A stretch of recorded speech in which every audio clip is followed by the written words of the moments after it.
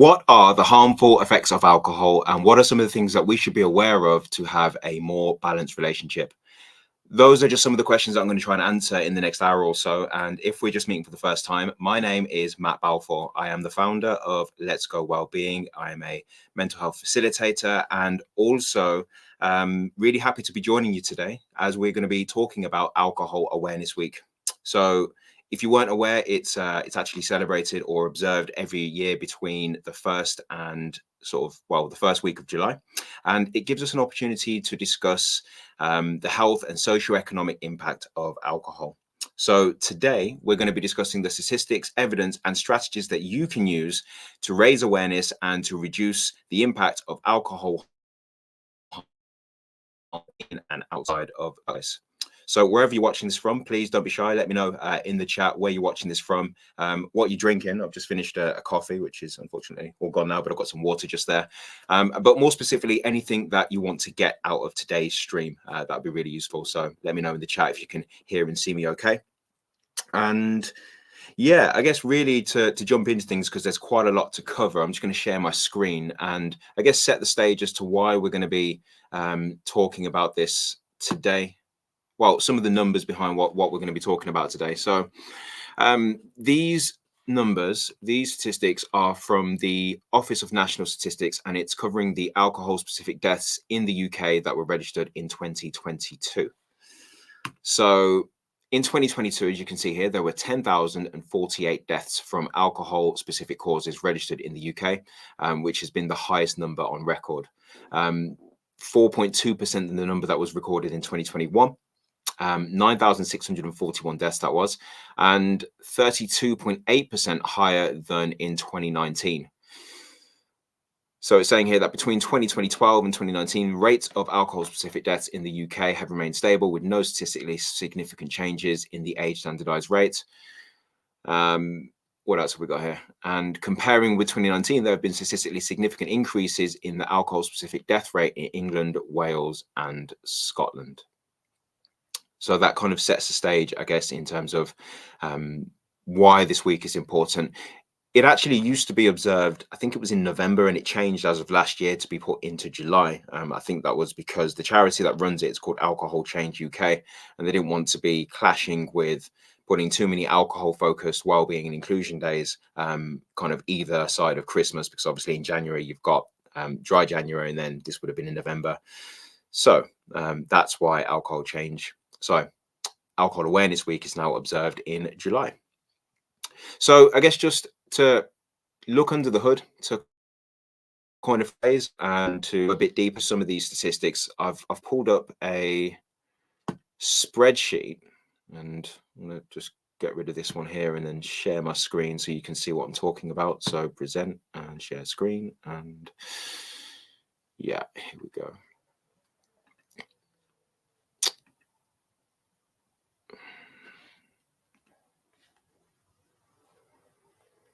So what is this spreadsheet showing us? Well, it's a bit of a deeper breakdown and a look behind the statistics that we saw on that first kind of cover sheet from the Office of National Statistics. So alcohol-specific deaths in the UK for 2022. So this was published at 9:30 a.m. on the 22nd of April 2024. So just to be reassured that this is the most up-to-date information that we have on alcohol-specific deaths, and therefore the impact of alcohol harm in the UK. And as you can see there's that figure again, 10,048 deaths attributed to alcohol as of 2022. But actually, if you look back here, so it's got the figures going back almost 20 years there, well, 20 years exactly, coming back to 2001. It's risen up from 5,701. And what I did here, just to make this, I guess, a bit more contextualized, because I think numbers on a screen are just that. They are numbers on a screen without a bit of context. That's a 76% percentage increase from 2001 to 2022 in terms of total deaths. Okay, so moving along, it then breaks it down by country. So we've got England, Wales, Scotland, and Northern Ireland. So starting with England again, you can see that is 7,912 to 4,003 back in 2001. So again, that represents a 98% increase. Wales, we can see that alcohol-specific death toll is 486, and that's up from 277 going back in 2001. So that represents a 75% increase. And then we've got Northern Ireland, which as of 2022, alcohol-specific deaths could be attributed to 356 people, and that's up from 178. So actually there you're looking at bang on 100% increase in 20 years. The only outlier to all of this was actually Scotland.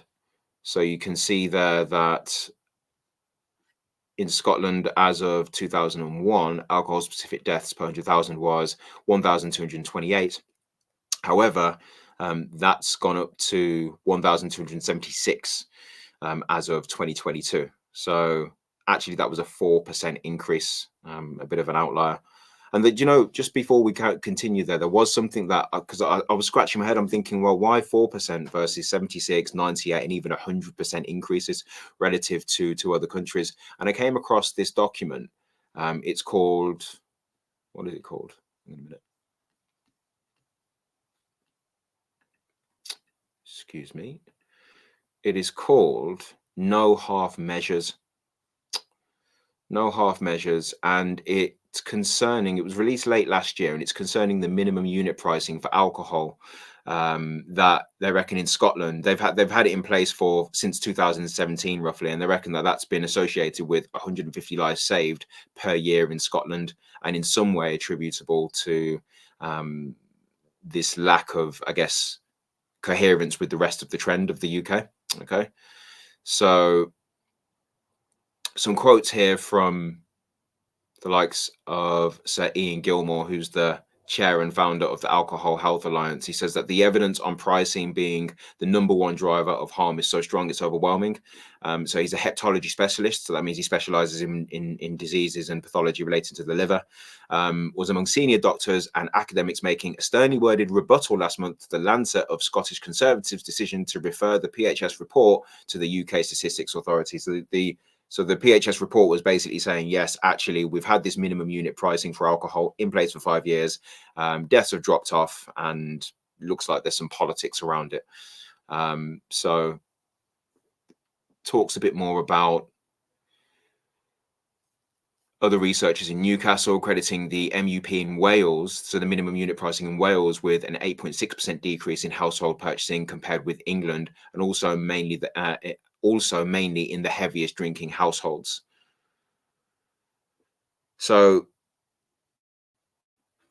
tonight at the bottom here is talking about, for the most part, effective public. Do you know what? I can't actually see this thing properly. Sorry. So hands up. Actually, what's happened is that I've made a bit of an error with where I've positioned the screen, which means that it's a little bit awkward for me to read this at the same time. So what I'm going to do very briefly is just get this up here. So no half measures, and I'm going to share it. That's better. Okay. So remove this, and now I'm going to share this one instead. So share screen, share windows. Okay, here we go. Brilliant. So now you can see what I've got here, but there, and I don't have to look around the camera. Okay, so what were we talking about? We were talking about the minimum unit pricing that's been in place for 5 years now in Scotland, and how that's been attributed to a reduction in alcoholic deaths, or deaths attributed to alcohol. So yeah, the case for action, for the most part, effective public health changes at population level. You need policy change and legislation that is going to have a much bigger impact than any individual level work you could do with a patient. And that's coming from, I believe that's Dr. Tamsin Knight. I can't see it. Yeah, Tamsin Knight, public health consultant and member of the British Medical Association Scottish Consultants Committee. So in England, 37% of ambulance time is estimated to be spent on alcohol-related incidents. And estimates suggest that alcohol fuels more than 1 in 20 admissions in England and costs England at least £3.5 billion a year. By contrast, alcohol-related hospital admissions slowed to their lowest rate for 25 years in Scotland post minimum unit pricing in 2021 and 2022. The British Medical Association's Northern Ireland Council chair said that Tom Black said he's frustrated that the political stalemate in Northern Ireland means progress made with the minimum unit consultation has stalled. But he says a lack of evidence that the minimum unit pricing will address the issue is frequently cited as a reason not to bring forward relevant legislation. So it's good to see an advance in Scotland and that there is a positive impact from the MUP. Which is interesting. They talk about a lack of evidence when we look at that spreadsheet. Again, in terms of the cost of alcohol misuse, these are all estimates, but alcohol costs to the UK healthcare system are estimated to cost around £8.3 billion a year. And the UK specific death rate for men is twice that of women. And 42% of violent crime in England and Wales is alcohol related. So again, if you're just joining, the reason that I'm sharing that information is because we were just looking at this we were just looking at this Excel spreadsheet that was detailing the impact of alcohol specific deaths in England, Wales, UK, England, Wales, Scotland, and Northern Ireland. And actually, Scotland was the outlier. So, for just going back here, so you'll see that for Northern Ireland, Wales, and also for England, there was an increase of like either 76% and above, basically, whereas Scotland, it was only 4% in the same 20-year time period. So that's why I brought up the minimum unit pricing document there. Might be something that we should look into in a bit more detail. So then it goes on and it breaks it down. So it breaks it down by region. So you can see there the kind of the northwest is kind of leading the way there in terms of representation. And then it breaks it down by age as well, which I thought was really interesting. So what you'll see here is that it kind of goes on an inverse U-shaped curve here from the age bracket 25 to 29. You've got sort of 71 deaths related to alcohol versus 30 to 34, where you've got 225 deaths related to alcohol. And actually that represents a 216% increase, by the way, between the ages 25 and 29 versus 30 and 34. So in that kind of 5-year bracket increment in age, there is a 216% increase in deaths by alcohol or alcohol related deaths.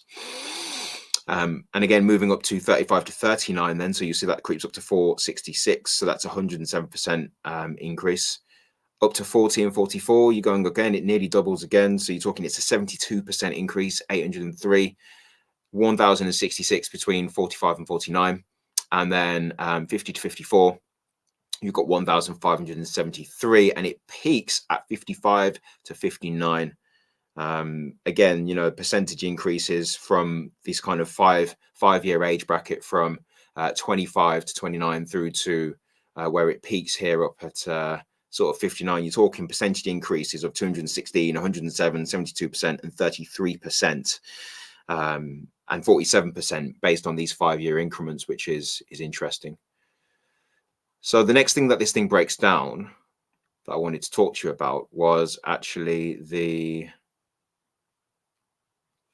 as it says here, the specific, so the actual cause of death. So the cause of death and the top 3, I went along. So it gives it by persons, and then it breaks it down by male and female, and then it goes down again for the last 20 years.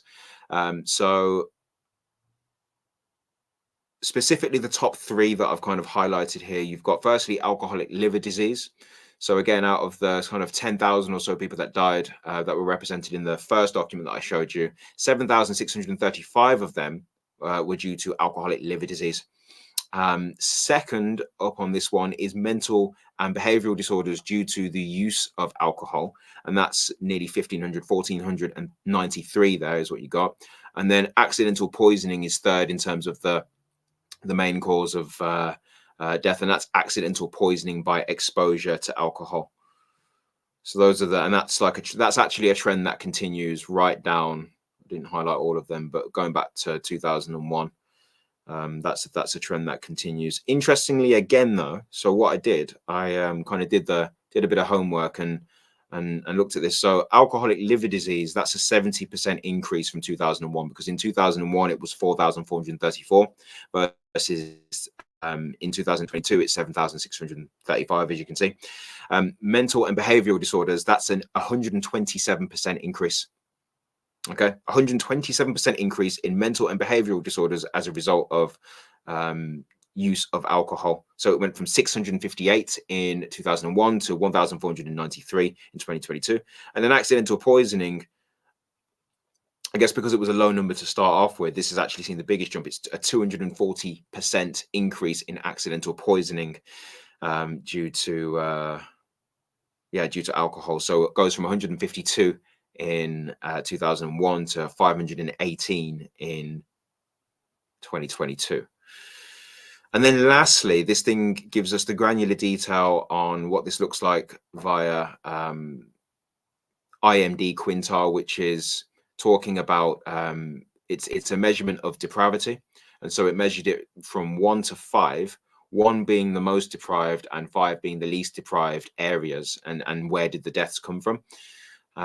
So I haven't highlighted the full one, the full lines here, because it's got males and females here. But again, the trend's going to be the same across the board. But what I wanted to point out here is that from 2022, it was 1,790 for the most deprived area. So the most deprived kind of 20%, and 566 deaths in the least deprived area.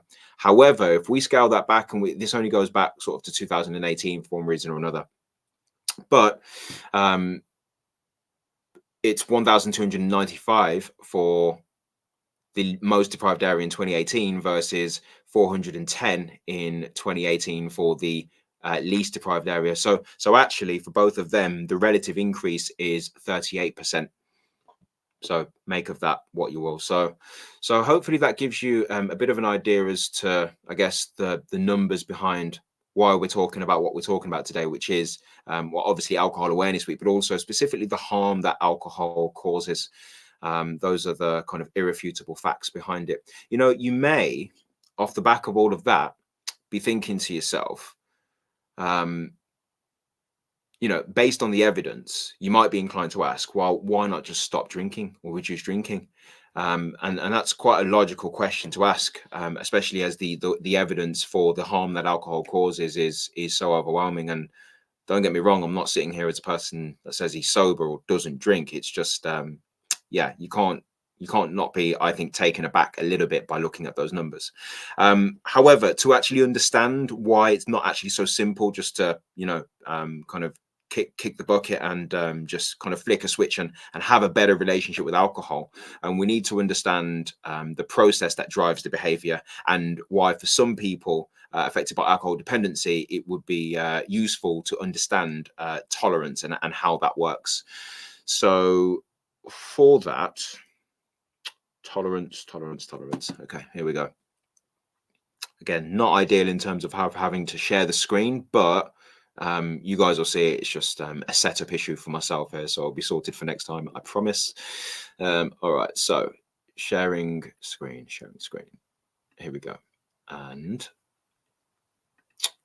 so this document, in terms of understanding tolerance and why actually for a lot of people it's not so easy just to change their habits, there was this document that I came across. I said this document is actually it's actually some research. It's a research paper that was released back in 2021.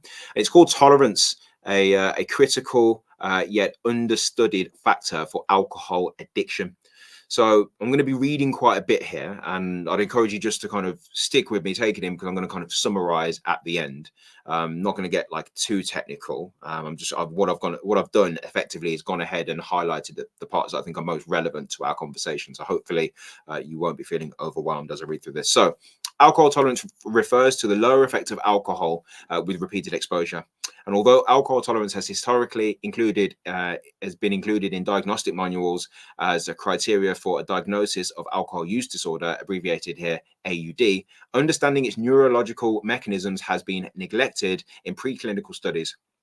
In this mini review, we provide a theoretical framework for alcohol tolerance. And that's because most studies have evaluated the ability of pharmacological manipulations to block the development of rapid tolerance, but only a few studies have assessed their ability to reverse already established tolerance. And so they conclude that studies of the neurobiology of alcohol tolerance should be revisited with modern conceptualizations of addiction and modern neurobiological tools. This may contribute to our understanding of AUD, alcohol use disorder, and uncover potential targets that can attenuate or alleviate hazardous alcohol drinking. Okay.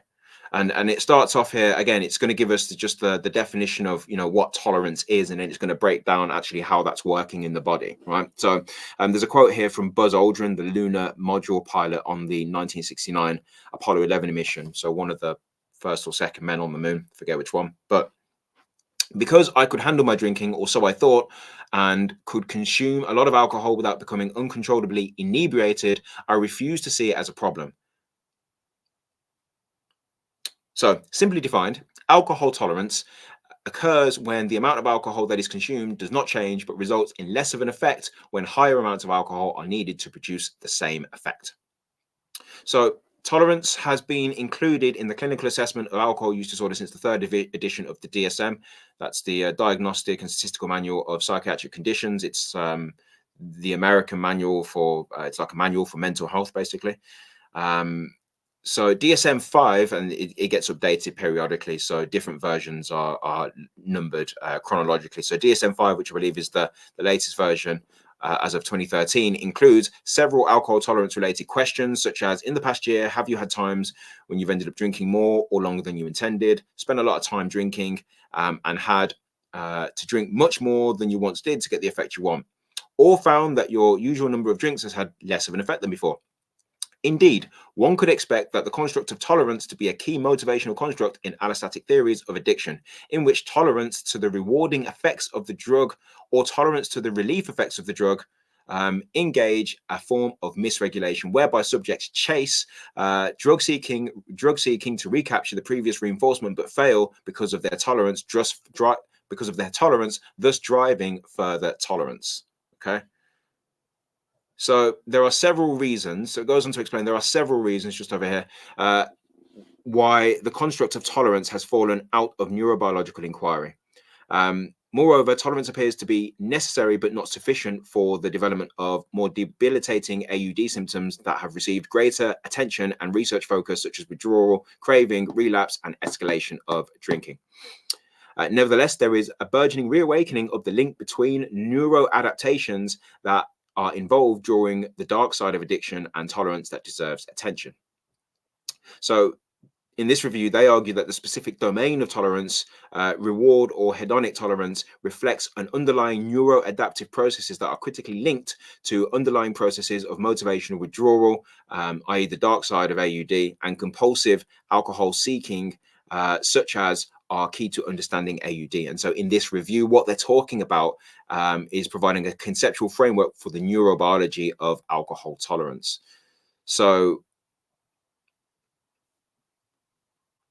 what are we talking about here? So a conceptual framework for tolerance. So in addition to dispositional tolerance, i.e. an increase in metabolism, early studies reported that rodents that were repeatedly exposed to alcohol exhibited tolerance, measured by early recovery from a sedative dose of alcohol while having high brain alcohol levels compared with controls. These findings unequivocally indicate that participation of pharmacodynamic mechanisms in alcoholic tolerance. So it goes on to explain an alternate but key theoretical framework for investigating tolerance that is relevant to intoxication and addiction can be found in opponent process theory, coined by Solomon and Corbett in 1974. So effective control mechanisms in the brain are hypothesized to serve as an emotional stabilization system that counteracts departures from emotional neutrality or equilibrium, regardless of whether they are aversive or present. So effectively, it's saying that there are neuroadaptations that take place that return you to a hedonic baseline, whether it was a bad experience or a good experience. So the initial use of a drug triggers a primary effective process, so a positive hedonic process, termed the A process. This could be like the upper of the alcohol, basically, and then which has a short time constant. This triggers an opposing B process, an aversive negative emotional state, so the downside of alcohol, and then that responds with a slow rise and slow decay. With repeated drug taking, so as you increase your alcohol consumption, the B process is strengthened so that it has a faster onset and greater intensity and takes a longer time to decay. Development of the B process reflects the development of hyperkataphia, defined as an increase in the intensity of the constellation of negative emotional or motivational signs and symptoms of withdrawal from drugs or abuse, such as dysphoria, anxiety, alexithymia, irritability, sleep disturbances, physical and emotional pain, subjective feelings of unease, and simply not feeling hedonically normal. It's the parallel to hyperglasia, which is greater sensitivity to physical pain that is observed with repeated opioid and alcohol administration. So, long story short, masking the A process by growing the B process results in an apparent tolerance.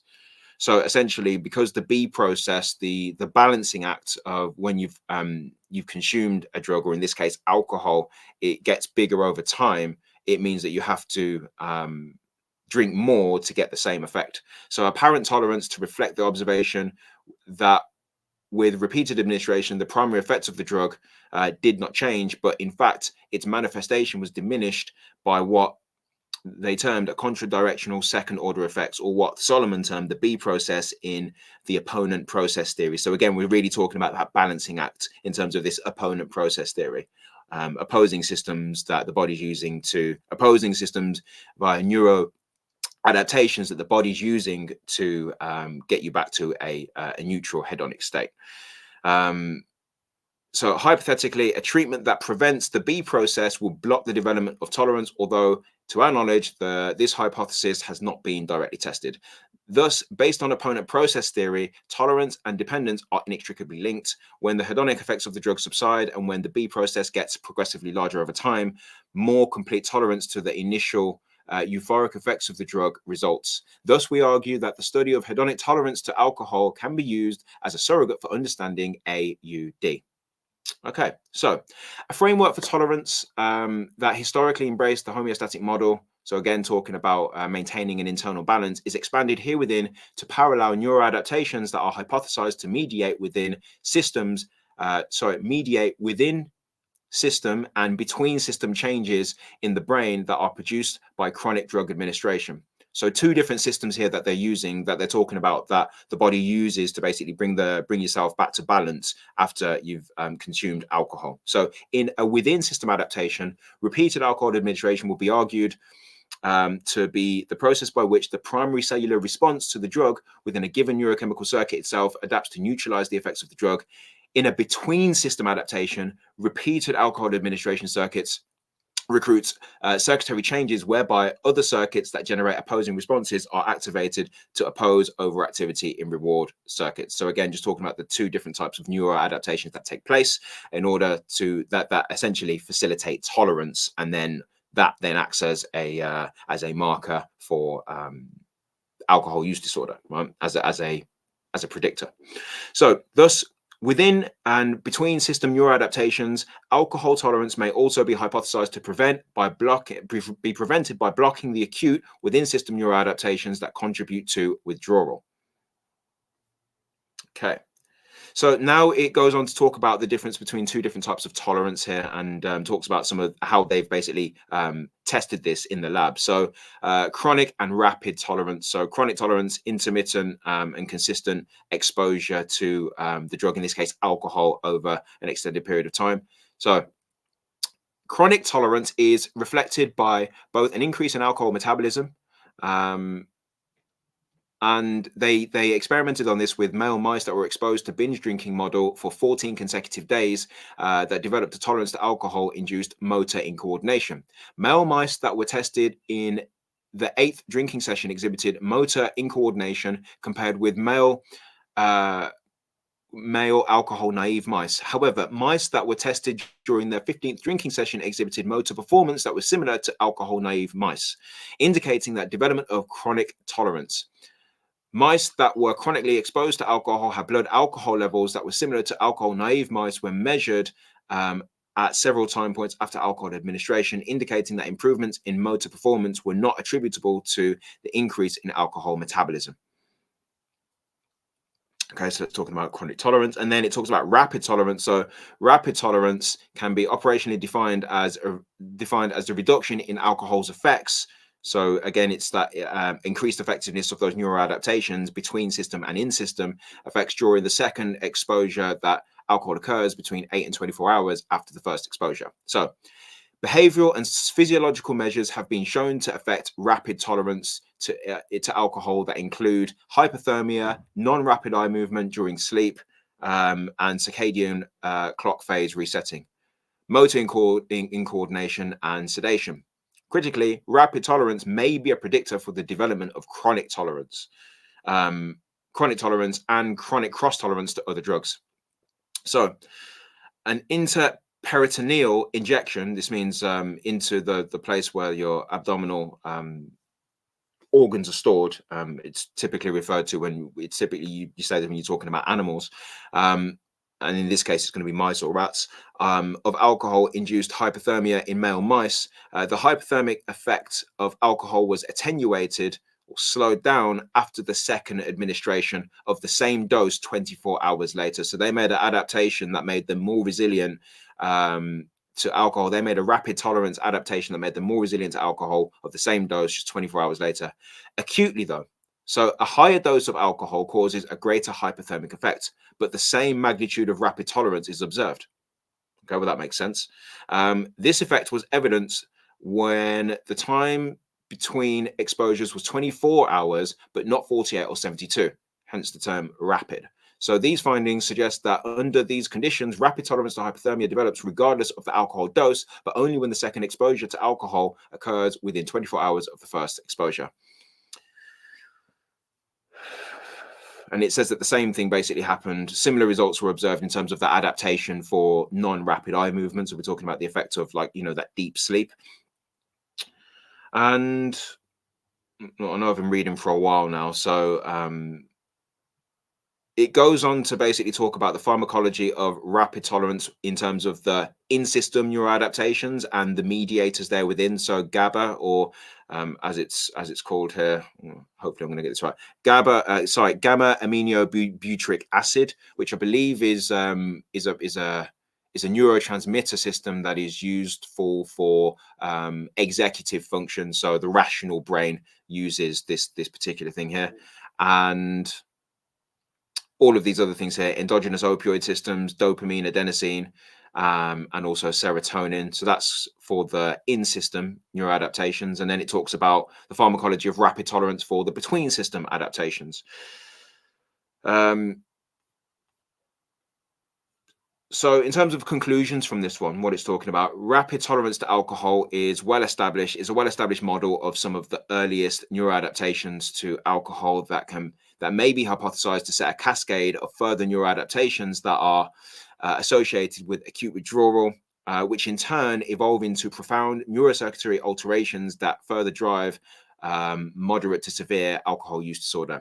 Despite being a key and common component of the diagnosis of AUD, a clear etiological feature of AUD, and one of the more prominent conceptual rationales for studying of addiction, studies of the neurobiological basis of tolerance have been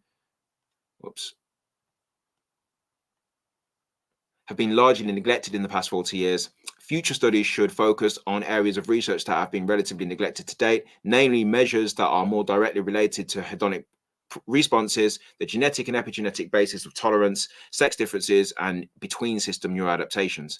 Such studies will contribute substantially to our understanding of AUD and potentially reveal new targets for the diagnosis and prevention of alcohol use disorder.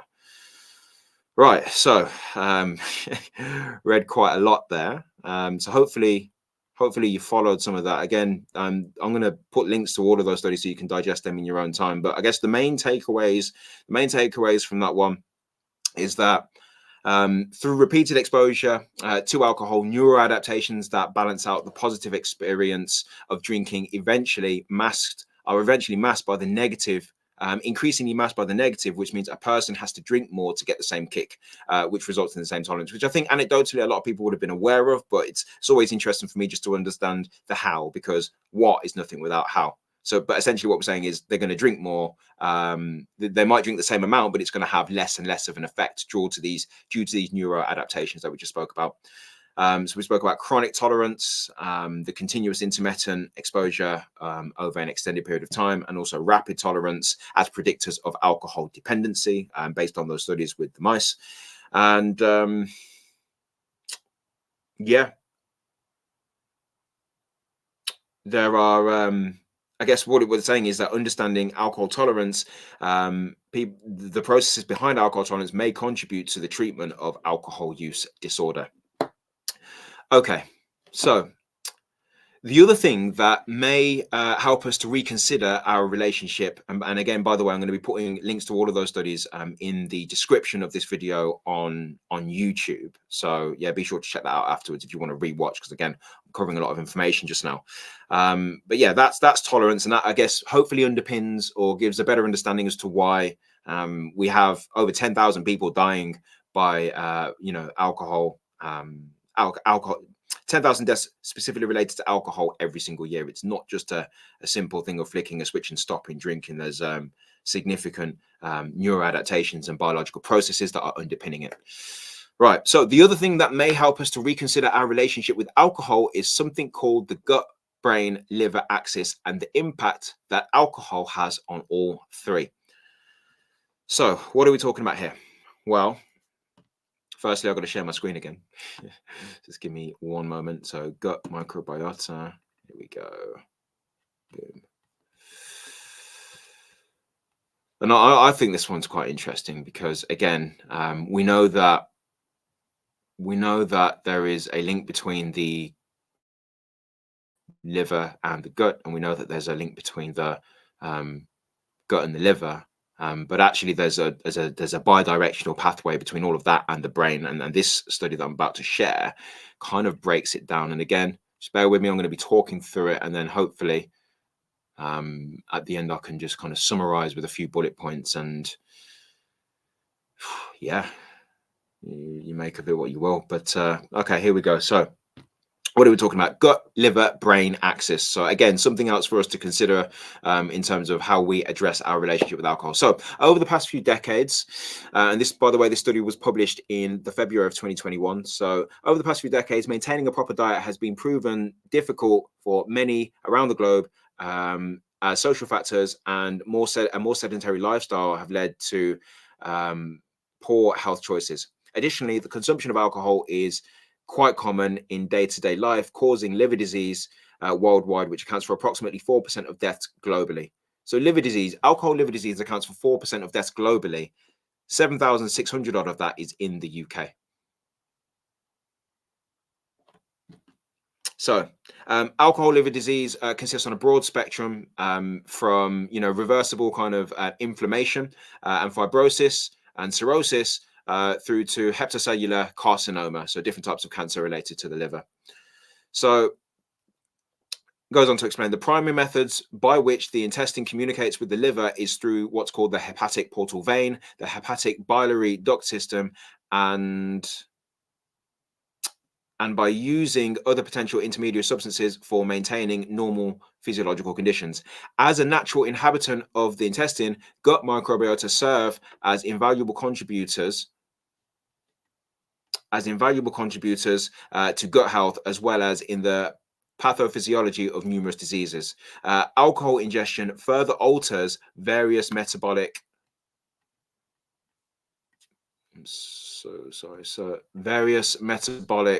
and biochemical processes, which are further aggravated by alcohol overconsumption. This ultimately leads to a series of hepatocellular changes, culminating in cirrhosis and hepatocellular carcinoma. So the spectrum of diseases and problems that you can have with the liver.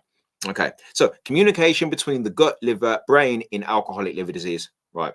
So, the gut microbiota functions as an eminent yet natural source of metabolites, bioactive molecules, and endotoxins that regulate not only the gastrointestinal physiology, but also other organs, including the brain, kidney, and cardiovascular system as well.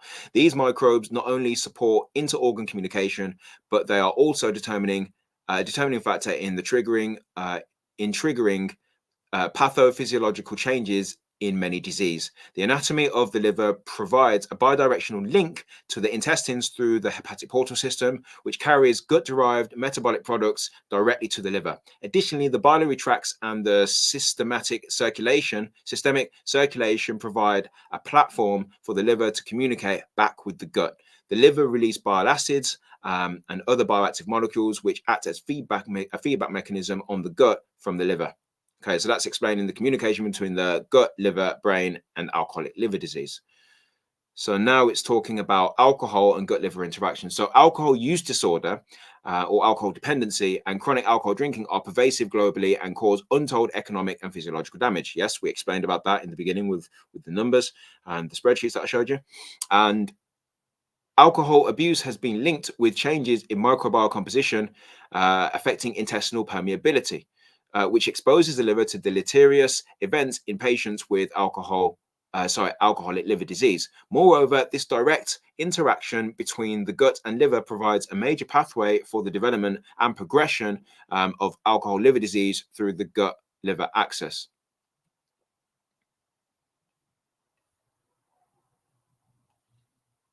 So the next part, it explains about alcohol and the gut-brain interaction. So the ecological system of the gut microbiome is very vast and not limited to the gastrointestinal system. The composition, relative abundance, and bioactivity of the gut microbes not only influence the gut-liver function, but also have consequences in the brain function. Okay, so now it's explained the gut-liver kind of interaction. Now it's saying, how does this work with the brain, right?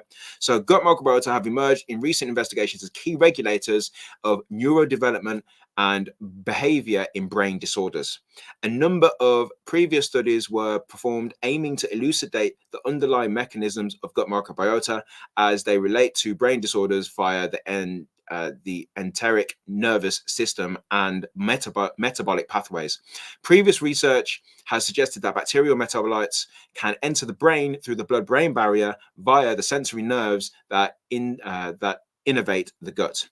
Additionally, the gut-brain axis also serves as an important connection in liver disease, including alcohol use disorder and hepatic encephalopathy. Leclerc et al. Provided supporting clinical data that revealed that increased gut permeability was correlated with increased anxiety, depression, and alcohol craving in patients with alcohol use disorders. Another aspect influencing the gut-brain interaction is central regulatory circadian mechanisms in the brain, which can alter the circadian clock in the gastrointestinal tract, leading to susceptibility to intestinal pathophysiology. Diseases, basically. Since alcohol use has an unsettling relationship with the circadian clock, this further exacerbates alcohol's effect on the intestinal barrier integrity and has a potential role in liver-brain injuries. Considering the nature of alcoholism, strategies to prevent the reoccurrence after withdrawal are often ineffective, and current management approaches require serious reconsideration to focus on the microbiome that may yield potential therapeutic targets for reduction in the physiological symptoms associated with alcohol use disorder mediated gut-brain axis disharmony. So again, it goes on further here to talk about the alcohol, brain, and liver interaction. So the implications of alcohol abuse are well documented in alcohol liver disease patients and are reviewed thoroughly from time to time. However, the connection between alcohol liver associated brain dysfunctions and communication via the gut-brain axis has gathered the attention of many researchers in recent years. Moreover, the communication within the gut-brain axis and the severity of hepatic encephalopathy has been of particular interest. HE, as it's abbreviated here, is a brain disorder exemplified by altered brain function caused by liver insufficiency in acute liver failure or cirrhosis. Ammonia produced by the gut microbiota is a crucial driver of HE and could be considered a typical paradigm of gut-brain-liver axis diseases when the liver fails to clear ammonia produced by the gut microbiota. High levels of circulating ammonia reach the CNS, the central nervous system, where it is primarily handled by astrocytes. So astrocytes are the main cell in your nervous system.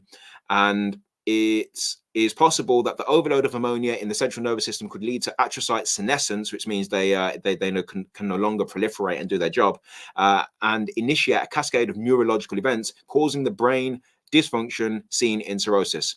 Chronic alcohol consumption has the outcome of dysbiosis. This means an imbalance of the bacteria in your gut, leading to an increased translocation of bacteria and harmful metabolites into the bloodstream that drives HE development and thus affects the alcohol liver brain relationship. So, third one here. And this is really just spelling it out if you weren't clear. Like, you may have had an idea before, but I just think this is fascinating just to, think about the effect that alcohol is having on you. And it's not just a drink here and there. This is, you're talking about, kind of chronic drinking, I think, with most of this in terms of, developing alcoholic liver disease and some of these problems. But even still, it definitely gives you food for thought, in my opinion. So the gut-liver axis in conjunction with the brain as the third axis. So almost done with this one. Chronic use of alcohol is linked with several alterations in the gut, liver, and brain. The crosstalk between the gut and the liver is increasingly recognized, enhanced by the parallel rise in the incidence of gastrointestinal diseases, liver diseases, and brain disorders. Needless to say, alcohol-associated gut dysbiosis leads to increased circulation of pathobionts, which is mechanistically related to impaired cognitive function and other changes within the brain. So over here, what you've got is a figure, gut liver brain axis, and it kind of gives you a bit of an idea of what that looks like in terms of that two-way system.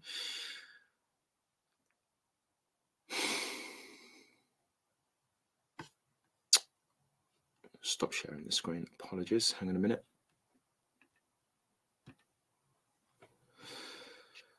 Yeah, and again, conscious that I've talked quite a lot there, but essentially the ingestion, what it's saying is that the ingestion of excessive amounts of alcohol not only inflames the liver, but also causes an increase in harmful metabolites, endotoxins, and ammonia that result in a gut liver brain. That as a result of the gut liver brain axis and the blood brain barrier have a pathway to the brain and can contribute to a range of adverse outcomes to the host. That includes cognitive decline, anxiety, depression, and neuropsychiatric disorders such as dementia, alongside alcohol liver disease, everything from cirrhosis through to different types of cancer. So, like I say, a lot of information there. Again, we could be here for another kind of couple of hours with me reading the whole thing. But what I tried to do there was really go across and kind of highlight the things that I thought were most relevant to this conversation in terms of what are the harmful effects of alcohol. So if I was a business leader, manager, or employee and wanted to leverage some of this information to raise awareness and empower / encourage employees to think twice about their relationship with alcohol in and outside the workplace, I'd probably start by thinking about how you can contextualize and make this information about the topic more readily available throughout the year, bearing in mind that what we've discussed in terms of tolerance and how alcohol interacts with the reward pathway. It's not necessarily something that a person of or with concern is going to necessarily be forthcoming about. So although it's legal and we're surrounded by it, I can imagine that there's a lot of internal stigma experience when it comes to putting yourself out there and admitting that you have a problem. Okay, so I think firstly and foremost with this one, leaning on the experience of those who are firstly willing to share their stories around this time of year and throughout the year. We don't have to wait until July to start talking about it just because it's Alcohol Awareness Week, although, it definitely helps if it's something that the rest of the country is tacitly or otherwise kind of aware of and thinking about. But it's a potential goldmine and makes the initiative and the narrative more relatable, in my opinion. The second thing is reminding people of what's available through something like your employee assistance program, if you have one in place. Generally speaking, this should involve on a basic level, several access to several counselling sessions where a person can, a person or in some cases their family members can access, can talk about their challenges with a trained professional. And then thirdly, something that I found earlier on, there's kind of two main charities in the UK, two main kind of websites in the UK that national charities that specialize in providing up-to-date information, and in terms of dates, facts, and resources, and also helplines to help people better understand and gain control of their relationship with alcohol. So Alcohol Change is one of them, and they are actually the people that kind of set the theme and also the date for Alcohol Awareness Week, if you were wondering. The other one is Drink Aware, who do something similar, but they are recognized as the national charity for, just checking, you can say that. So they're recognized as the national charity, and they do actually have a dedicated helpline as well. So the tool that I found, and I'm hoping it's going to work, because I tried this the other week and Prostate Cancer UK stitched me up. It worked every time and then chose not to while I was sharing my screen live. It happens. But they've got this drink check tool, and it takes 3 minutes, and it again just gives people a real-time insight into what their level of risk is with regards to alcohol. So what is your age? 34 for the moment. Male. And this is how it works, by the way. So they're just asking some general questions in terms of your gender. Is it the same gender you identify with at birth? Yes. And okay, so then it asks these questions. So it's one of 10 questions here. So I'm just going to take you through these. So how often do you have a drink containing alcohol? Go with 2 to 4 times a month, because it's usually on a weekends after a really long run. How many units of alcohol do you drink on a typical day where you are drinking? Okay. How often do you have 8 or more units? Sounds like a lot, so I'm going to go with no. Okay, so your risk result. So, for example, based on the stuff that I've put in there, and I didn't put too much thought into that, but it's just to give you guys an example, right? So it says you're on the right track. I've got a low risk. This score means a low risk of alcohol-related problems, including stroke, heart disease, liver disease, and 7 types of cancer. The risk of developing alcohol-related problems increases the more you drink. And then, again, it's got quick tips, advice, so on and so forth. You can also tell them more, and you could redo the assessment if things have changed. And again, Drink Aware have also got a helpline that is specialized in terms of helping people to have, I guess, non-judgmental conversations about their relationship with alcohol.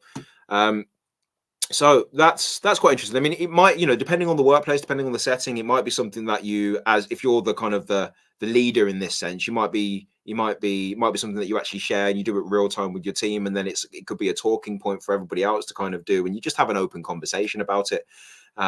That's what I take from this one in terms of how you might apply it.